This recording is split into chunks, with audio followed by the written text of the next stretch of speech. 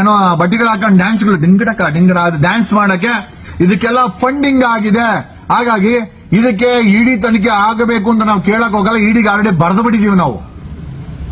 CBI ಇಡಿಗೆ ಮೂರೂ ಪಕ್ಷದಲ್ಲಿ plus influencers ಈ ಒಂದು ತನಿಖೆ ನಡೀಬೇಕಾದ್ರೆ ಅಲ್ಲಿ ಹೋಗಿ ಪ್ರೊಟೆಸ್ಟ್ಗಳು ಮಾಡೋದು, ಅಲ್ಲಿ ತಮ್ಮ ಪ್ರವೃತ್ತಿಯನ್ನೇ ತೋರಿಸೋದು, ಈ ಒಂದು SIT ತನಿಖೆನ ವಿರೋಧ ಮಾಡೋದು, ಅಲ್ಲೇನೋ ನಾವು ಡ್ಯಾಮೇಜ್ ಮಾಡ್ತಾ ಇದೀವಿ ಅಂತ ಹೇಳಿ ಹೇಳ್ತಾರೆ. ಪ್ರತಿಯೊಬ್ಬರು ಕೂಡ ಫಂಡಿಂಗ್ ಆಗಿರುವಂತ ಸಾಧ್ಯತೆಗಳಿದೆ, ಜನ ಮಾತಾಡ್ತಾ ಇದ್ದಾರೆ.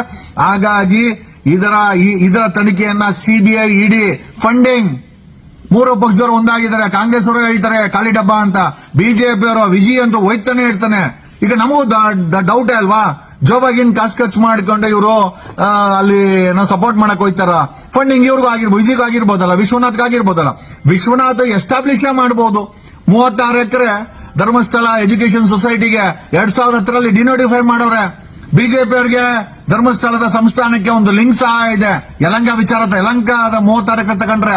ಸೊ ಇವರಲ್ಲಿ ಏನ್ ಫಂಡಿಂಗ್ ಆಗಿದೆ, ಈ ಒಂದು ತನಿಖೆನ ಅಡ್ಡಪಡಿಸಕ್ಕೆ, SIT ಅನ್ನ ದಿಕ್ತಪ್ಸಕ್ಕೆ, ಈ ಒಂದು ತನಿಖೆನ ಮುಚ್ಚಾಕ್ಲಿಕ್ಕೆ ಇವರುಗಳಿಗೆ ಫಂಡ್ ಆಗಿದೆ ಅಂತ ಜನ ಮಾತಾಡ್ತಾ ಇದ್ದಾರೆ. ಈಗ ಅದರ ಬಗ್ಗೆನೂ ಸಹ ಇಡಿ ಸಿಬಿಐ ಎರಡೂ ತನಿಖೆ ಮಾಡಬೇಕು. JDS, Congress, BJP plus influencers ಯಾರು ಓದ್ತಾರೆ ತನಿಖೆ ಮಾಡಿ ಅಂತ. ಎಸ್, ನಮಗೂ ಡೌಟ್ ಇದೆ, ನಮಗೂ ಡೌಟ್ ಇದೆ.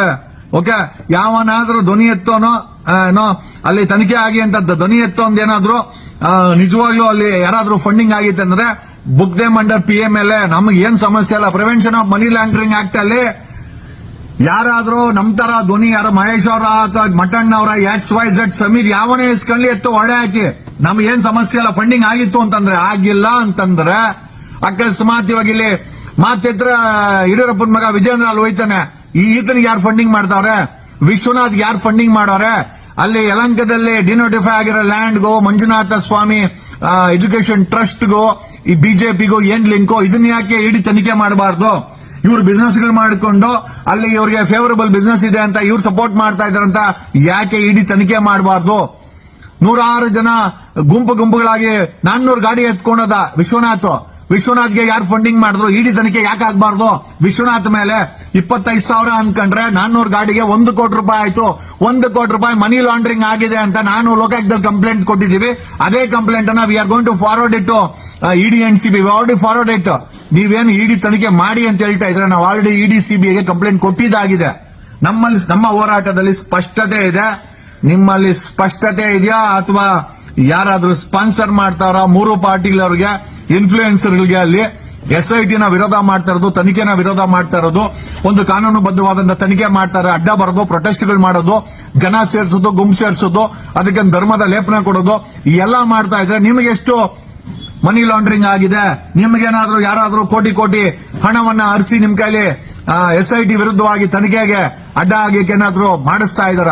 ಆಮೇಲೆ ಡೆಫಿನೆಟ್ ಆಗಿ ಮೊನ್ನೆನೂ ಒಂದು 28ನೇ ತಾರೀಕು ಧರ್ಮಸ್ಥಳದಲ್ಲಿ ತುಂಬಾ ದೊಡ್ಡ ಒಂದು ಧರ್ಮದ ಐ ಥಿಂಕ್ ಸಮಾವೇಶ ನಡೆದಿದೆ. ಇದಕ್ಕೆಲ್ಲ ಫಂಡಿಂಗ್ ಎಲ್ಲಿಂದ ಬರ್ತಾ ಇದೆ? ನಮಗೂ ಕೂಡ ಗೊತ್ತಾಗಬೇಕಾಗಿದೆ. ಅಲ್ಲಿ ಹೋಗಿ ಯಾರೇ ತನಿಖೆಯ ವಿರುದ್ಧ ಪ್ರೊಟೆಸ್ಟ್ ಮಾಡಿದ್ರೆ, ಅದು ವಿಜೇಂದ್ರ ಆಗಿರ್ಬೋದು, ವಿಜೇಂದ್ರ ಜೊತೆಲಿದ್ದಂತ ಎಂಟೈರ್ ಬಿಜೆಪಿ ಟೀಮ್ ಆಗಿರ್ಬೋದು, CT ರವಿ ಆಗಿರ್ಬೋದು. CT ರವಿಗೆ ಯಾರನ್ನು ಫಂಡಿಂಗ್ ಮಾಡ್ತಾವ್ರ ಈ ಪ್ರೊಟೆಸ್ಟ್ ಎಲ್ಲ ಮಾಡಿ ಅಂತ? ಇಡಿ ತನಿಖೆ ಆಗಬೇಕು, ಸಿಬಿಐ ತನಿಖೆ ಆಗಬೇಕು. ವಿಶ್ವನಾಥ್ ಮೇಲೆ ಅಂತೂ 100% ಆಗ್ಲೇಬೇಕು. ಯಾಕಂದ್ರೆ 400 ಗಾಡಿ ಎತ್ಕೊಂಡು ಹೋಗಿದ್ದೀನಿ, 25,000 ಅನ್ಕೊಂಡ್ರೆ 1 ಕೋಟಿ ರೂಪಾಯಿ ಆಯ್ತು. ಇದ್ರ ಬಗ್ಗೆ ತನಿಖೆ ಆಗಬೇಕು. 1 ಕೋಟಿ ರೂಪಾಯಿ ವಿಶ್ವನಾಥ್ ಯಾರು ಕೊಟ್ರು ಅಲ್ಲಿ ಹೋಗ್ಲಿಕ್ಕೆ? ಅಥವಾ ಅಯ್ಯಪ್ಪಂದೆ ಸ್ವಂತ ದುಡ್ಡು ಅಂತಂದ್ರೆ how is gone to reflect the ಇದನ್ನೇನೋ ಫಂಡಿಂಗು. ಅದು ನಮಗೆ ಇಡಿ ಸಿಬಿಐ ಎರಡೂ ತನಿಖೆ ಆಗ್ಬೇಕೀಗ.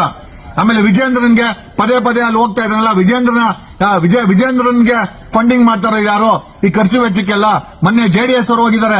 JDS ಅವರ ರ್ಯಾಲಿಗೆ ಫಂಡಿಂಗ್ ಯಾರು ಮಾಡಿದ್ದು? ಇಡಿ ಸಿಬಿಐ ತನಿಖೆ ಆಗ್ಬೇಕು.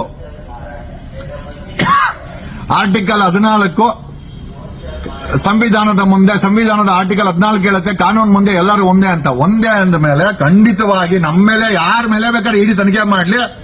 ಯಾವನಾದ್ರೂ ಫಂಡಿಂಗ್ ಇಸ್ಕೊಂಡಿದ್ರೆ ಅವನನ್ನ ಒದ್ದು ಹೊರಡೆ ಹಾಕಿರ್ಲಿ, ಸೋರ್ಸ್ ಆಫ್ ಇನ್ಕಮ್ ಡಿಸ್ಕ್ಲೋಸ್ ಮಾಡ್ಲಿ, ದುಡ್ಡು ಇಸ್ಕೊಂಡು ಹೋರಾಟ ಮಾಡೋನೆ ಅಂತ ಅವನು ಹೊರಡೆ ಹಾಕ್ಲಿ. ಈಗ ಈ ಜಾತ್ರೆ ಪಾತ್ರೆಗಳು ಮಾಡ್ತಾ ಇದಾರಲ್ಲ, ಇಲ್ಲಿಂದ 400 ಗಾಡಿ ತಗೊಂಡೋಗೋದು, ಇದಕ್ಕೆ ಯಾವನ್ ಫಂಡಿಂಗ್ ಮಾಡ್ತಾವನೆ? ಇದನ್ನ ತನಿಖೆ ಕೂಡ ಸಿಬಿಐ ಇಡಿ ಮಾಡಬೇಕು.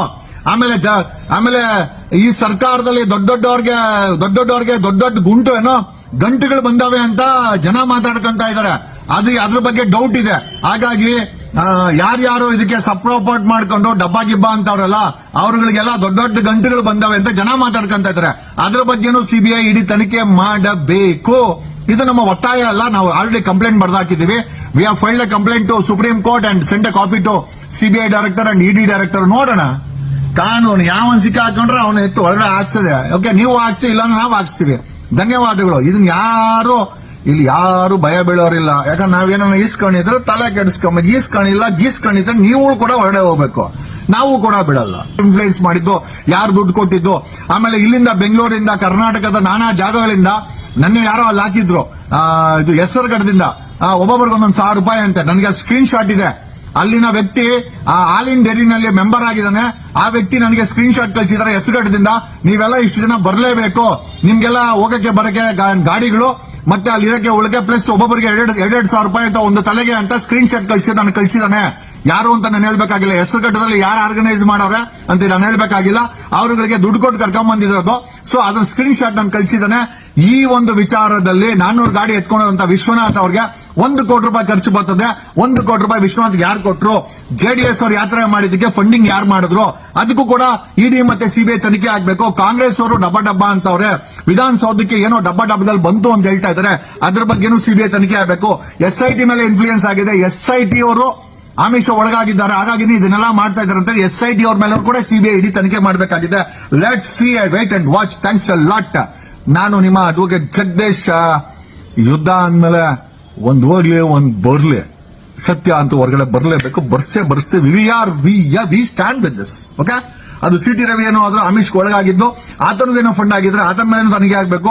ವಿಜೇಂದ್ರ ಮೇಲೆ ತನಿಖೆ ಆಗಬೇಕು. ವಿಶ್ವನಾಥ್ ಮೇಲೆ ತನಿಖೆ ಆಗಬೇಕು. ಅಶೋಕ್ ಮೇಲೆ ತನಿಖೆ ಆಗಬೇಕು. DK ಶಿವಕುಮಾರ್ ಡಬ್ಬಾ ಅಂತ ಇದ್ದಾರೆ, ಅವ್ರ ಮೇಲೆ ಸಿಬಿಐ ಇಡಿ ತನಿಖೆ ಆಗಬೇಕು. ಹೋಮ್ ಮಿನಿಸ್ಟರ್ ಸಹ ಇದ್ರಲ್ಲಿ ಏನೂ ಇಲ್ಲ ಅಂತಂದ್ರು ಹೋಮ್ ಮಿನಿಸ್ಟರ್ ಮೇಲೆ ತನಿಖೆ ಆಗಬೇಕು. ದಿನೇಶ್ ಗುಂಡೂರಾವ್ ಹೇಳಿದ್ರು ಅವ್ರ ಮೇಲೆ ಕೂಡ ಇಡಿ ಸಿಬಿಐ ತನಿಖೆ ಆಗಬೇಕು. ಲಕ್ಷ್ಮೀ ಹೆಬ್ಬಾಳ್ಕರ್ ಹೇಳಿದ್ರು ಅವ್ರ ಮೇಲೆ ಕೂಡ ಸಿಬಿಐ ತನಿಖೆ ಆಗಬೇಕು. ಏನ್ ಕಾನೂನು ಮುಂದೆ ಯಾರೇನ್ ದೊಡ್ಡವರೇನಲ್ಲ, ಯಾರೇನ್ ಕಿಸಿಯೋದೇನಿಲ್ಲ. ಅಕಸ್ಮಾತ್ ನಾವ್ ಇಸ್ಕೊಂಡಿದೀವಿ, ಧ್ವನಿ ಮಾಡ್ತಾ ಇದೀವಿ ಅಂತ ನಮ್ಮೆಲ್ಲೂ ತನಿಖೆ ಆಗಿ ಸಿಬಿಐ ನಮ್ಗೇನು ಸಮಸ್ಯೆ ಇಲ್ಲ.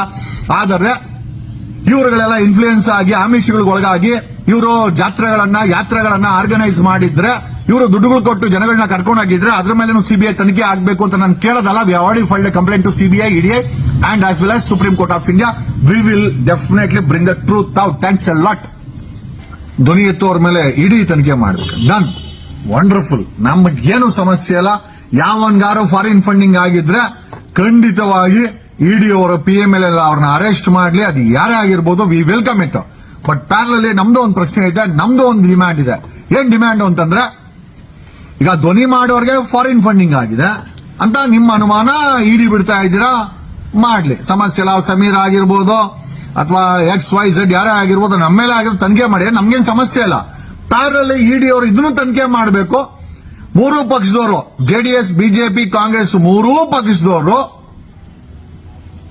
ಈ ತನಿಖೆ ಆಗಬಾರದು ಅಂತ ಸಾಕಷ್ಟು ಮೆರವಣಿಗೆಗಳನ್ನ ಮಾಡ್ತಾ ಇದ್ದಾರೆ. ಇವ್ರಿಗೇನಾದ್ರೂ ಫಾರಿನ್ ಫಂಡಿಂಗ್ ಆಗಿದ್ಯಾ, ಇವ್ರಿಗೆ ಫಂಡಿಂಗ್ ಯಾರು ಮಾಡಿದ್ದಾರೆ, ಆಮೇಲೆ ಎಷ್ಟೋ ಸಾರ್ವಜನಿಕರ ಮಾತು ಏನು ಅಂತಂದ್ರೆ ಇವ್ರಿಗೆ ಕೋಟಿ ಫಂಡಿಂಗ್ ಆಗಿದೆ, ಹಂಗಾಗಿ ಸಾವಿರಾರು ಕೋಟಿ ಫಂಡಿಂಗ್ ಆಗಿದೆ.